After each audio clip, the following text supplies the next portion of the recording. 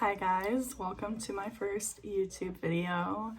Essentially what this is going to be is like a little casual podcast type format where I'll get ready and talk about whatever it is that's on my mind because I always have something to talk about. I have a big mouth, but today we're going to talk about my New Year's resolutions where it concerns dating, why I made that resolution, and just some general dating information. If you see bruising on my eye, I didn't get punched in the face. Wish it was cool like that. It is just my piercing healing. Tell me I look sexy. Thank you. Okay, so a couple months ago, I decided that my New Year's resolution for 2025 was to not date any guys whatsoever. I came to this conclusion for a few different reasons, right? First and foremost, I think just generally speaking, I needed a reprieve from the dating scene. It felt like I was kind of getting to a spot where I was just doing it because I felt like I would feel incomplete without someone else in my life rather than because I was looking for a good connection, if that makes sense. The next thing was I went on a date with a really great guy. Really great. He had his life together, had his own place, and he was, 21, 22? So pretty good, right? Well, he was very nice. There was literally nothing wrong with him. I need you to know that. No red flags were present. However, we were talking about, like, past dating experiences, and your girl, started crying and had to cover it up. I don't think he noticed. If he did notice, hey, sorry about that. But yeah, so I was so embarrassed because I'm normally really good. I have a really good handle on my emotions, I swear. But in that moment, not at all. So when that happened, I immediately after the date sent him a text and was like, it's just, I'm not in a good spot, clearly, and I really just don't want to waste your time. Moved on from that. Was that the last person I talked to after I came to that conclusion? No. But essentially I was like, okay, well, like, I'll talk to whoever I want to for the rest of 24, because it was like November. And once 25 rolls around, as long as there's not any like really good prospect hitting my phone, we're gonna remove everybody and we're gonna just have a year for myself, kind of eat, pray, love type shit, right? Hold. Does my ass look fat? So I didn't stop there when I should have. If you ever tell yourself do it for the plot, please don't do that. Please don't. It's never gonna make you feel good in the long run. Unless doing it for the plot includes like meditating or something, then fucking go for it, right? Go for it. But if it's like do it for the plot, like I should go hang out with this guy even though like he seems like he might murder me, like please don't do that. Okay, so I seriously talked to 2 other people over the rest of 24.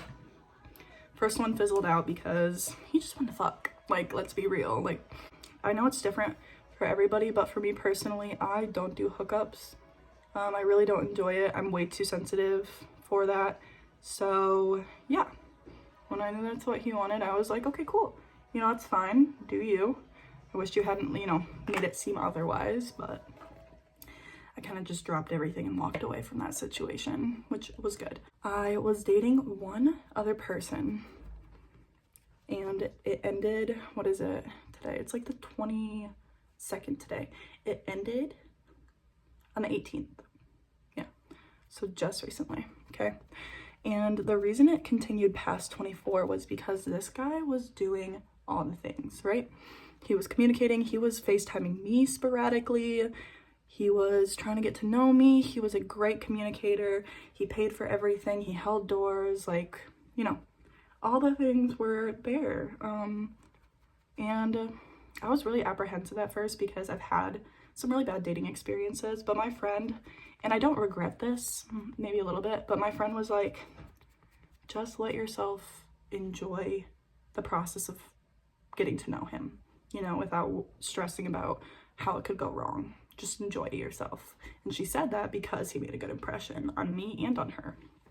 So I did. I put my worries to the side and I was like, you know what? She's right. I always make everything miserable because I overthink. So I just need to enjoy myself. So long story short, this man got scared because I asked him if he could see me being his girlfriend someday, right? It was just kind of the usual, like, checking in on where we both stand, where we're going from there type conversation. Not anything crazy.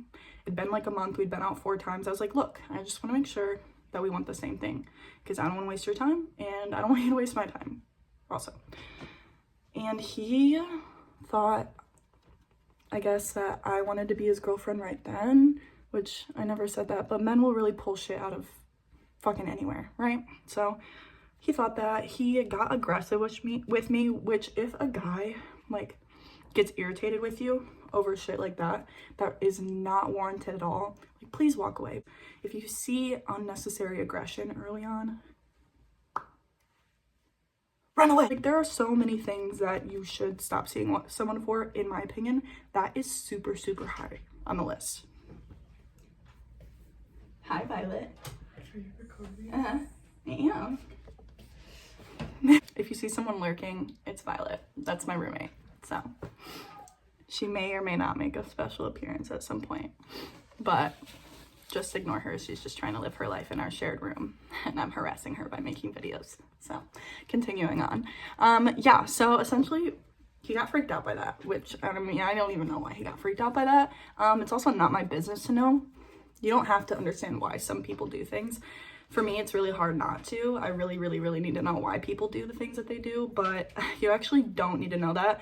And I promise you, it's not going to make you feel any better. It's better to just remove yourself from the situation, because a lot of times people use the excuse of understanding why they did it to continue contact or continue, like, putting an effort past when they're supposed to. I ended up staying the night at this guy's house that night. Don't ask me why I did that. Shouldn't have done that. Okay. The next morning, I think it's important to preface that I have a rule for myself not to sleep with people casually. It's just a thing. Like I mentioned earlier, it's not something that I can do and get away with without feeling like I just lost the love of my life. So yeah, but that morning we did, and it was my first time ever, like, hooking up with someone, I guess you could say. I don't know if I would have considered it hooking up just because I like thought we were going to continue seeing each other.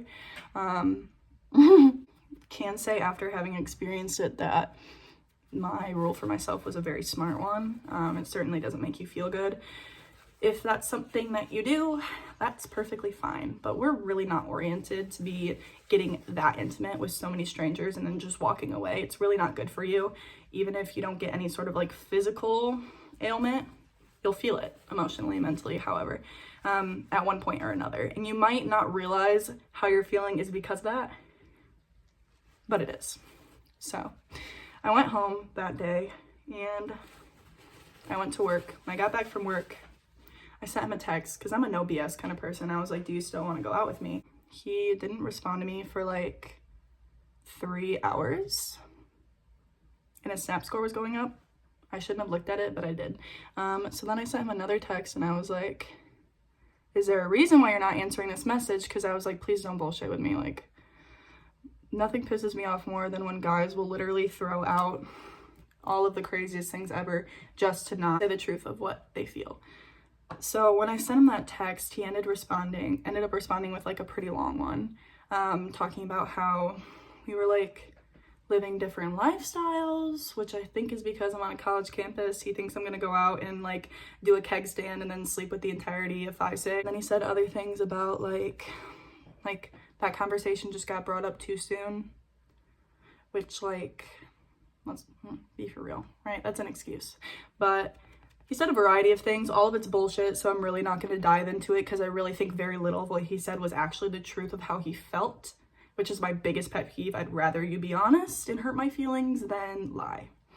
So my response to that was to call him and we kind of talked for like a half an hour. I was like clarifying what I had meant by what I said, and I think he started to gain some new perspective, but ultimately it really wasn't enough.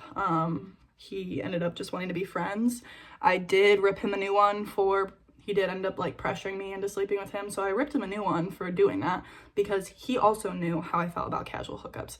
I'm a big girl, right? I shouldn't have made that choice. I learned from that, clearly.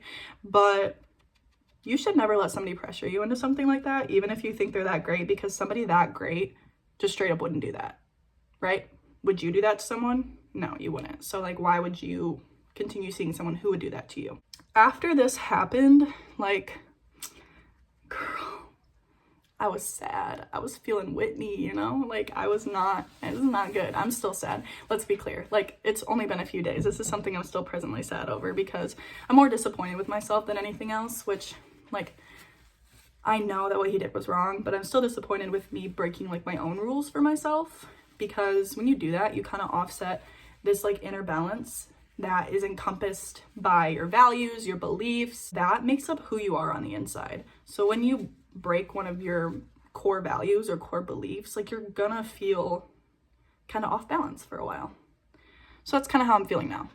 But all that to say, after this situation happened, I was like, all right, well, you know, he got himself out of the way for me. Now I can act out my New Year's resolution. And the first thing I did was to remove everybody off Snapchat. I've actually never cleared everyone off Snap before, and let me tell you, that shit took hours.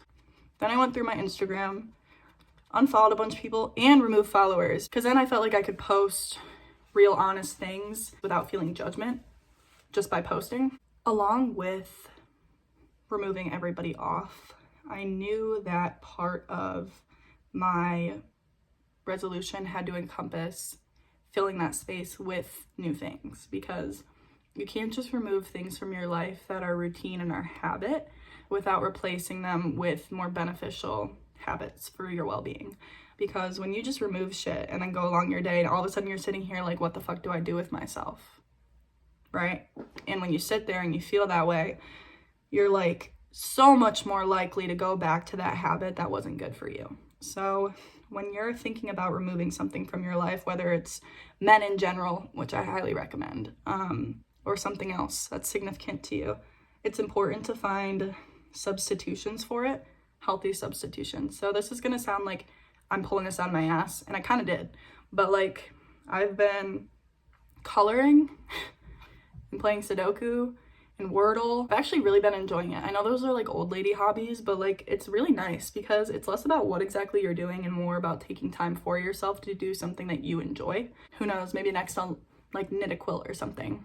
Replacing my old habits of like snapping people with coloring might sound like a crazy comparison, but it's not really. It's also made my life just so much more fruitful, because one of my other New Year's resolutions was at the end of the year, when people asked me what I liked doing with my time or what my hobbies were, I wanted to be able to tell them at least 5 hobbies that I can genuinely say I participate in. These have also doubled as that resolution. And having hobbies, even if it's something like so dumb in actuality, is like so great. I don't even know how to explain it. Like, is my coloring, like, are my colorings going to be put up somewhere and like have any sort of like real meaning at the end of the day? Like, not really, right?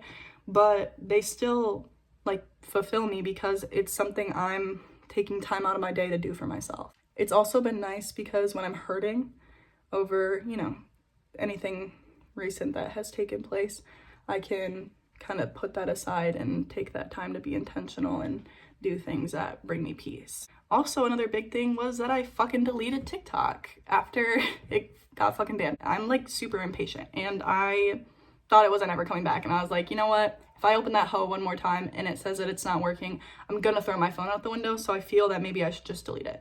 And I did, and then like literally not even 48 hours later, we got the notification that it was back, but you couldn't install it. Don't ask me how I feel about it. It's a very sensitive topic, but that's also been helping me to have more free time to do with other things, you know? Not that I enjoy not being able to doom scroll anymore. It was actually a really, really, really fun thing for me. I love watching makeup videos and stuff, but not having that has also been good. I do feel a little out of touch, but I don't think that's always a bad thing. I think it's good to be educated on like human rights and certain things that really add value to your life. But in terms of like the latest trends and shit, it's really not that necessary to me, I feel. So overall, I haven't really had any big complaints about not having it other than, you know, the not having it part. I think the hardest part of acting out my resolution, if I'm being fully transparent, is that I don't have something to distract myself from the pain that I'm feeling about said situation and previous ones, because there has been quite a bit in my dating life this year that has been difficult. And I think that's something a lot of people experience, and that's what makes us do crazy things. I think sitting with heartbreak is one of the hardest things on the planet. It's comparable to grief, of like a genuine loss, if I'm being transparent, because I've experienced both. And of course, one is much more difficult than the other, but they're similar in the sense of it's like a mental, emotional, and physical grieving process, and it's hard. It's hard to reconcile with that person not being in your life anymore. And I think as very judgmental human beings, we tend to look inwards with that judgment after that situation. And we're like, what's wrong with me that I can't get over this? And what's wrong with me that this situation ended in the first place? You know, those two things frequently go through people's heads. And that happens to me too. I'm not immune to that. But the thing that I have been realizing is that, you know, that shit's just gonna hurt. And I know that sounds like no fucking shit, which, like, yeah, I know.